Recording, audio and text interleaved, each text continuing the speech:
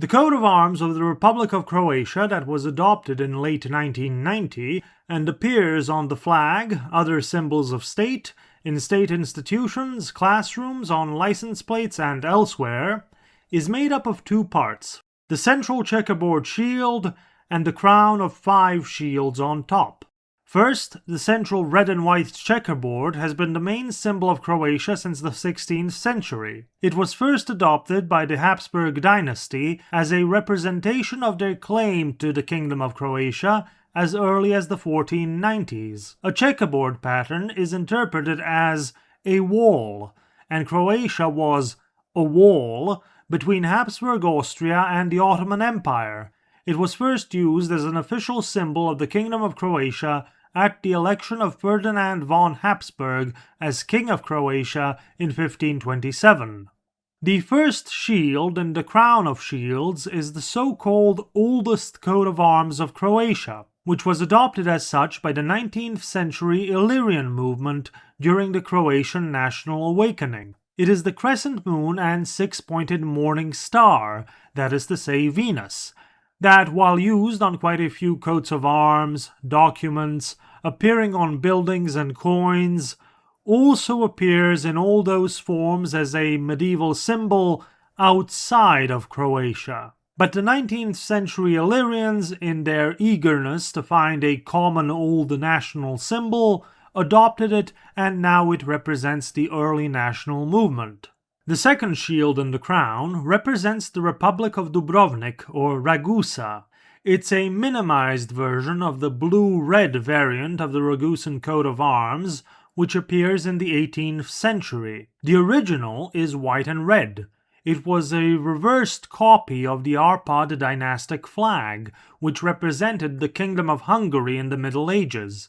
It was adopted by the Republic after King Louis I, the Great d'Anjou of Hungary and Croatia, took over Venetian-controlled Dalmatia in 1358, and recognized a certain level of autonomy of the Republic of Dubrovnik, and put it under his protection. Why a blue and red variant appeared in the 18th century is unknown. The best guess is simple artistic variation. The middle shield is the coat of arms of Dalmatia.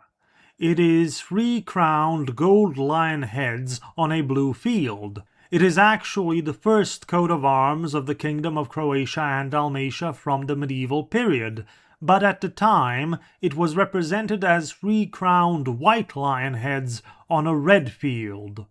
The blue and gold versions came into existence sometime after Venice took control of Dalmatia in 1409, and Dalmatia and Croatia became effectively separated kingdoms. But Dalmatia remained historically claimed and in virtual union with Croatia, best represented by the coat of arms of the Triune-kingdom of Dalmatia, Croatia, and Slavonia. The fourth coat of arms is that of Istria.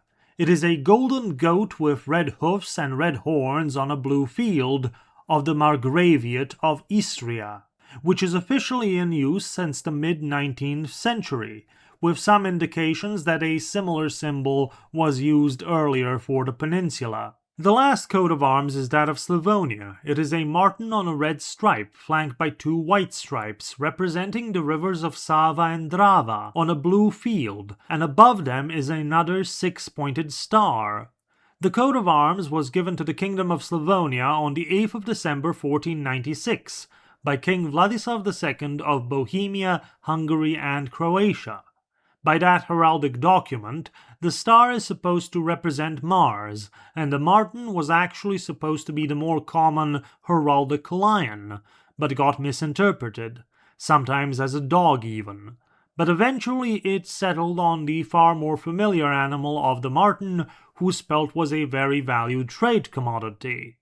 The Croatian currency before the adoption of the euro was also called the marten, the kuna, which reflects that tradition.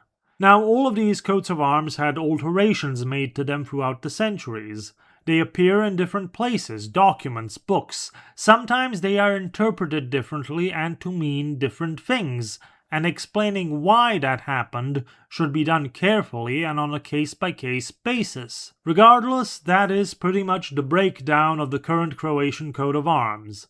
It's a beautiful thing that tries to condense a very complicated heraldic and general history in an elegant manner.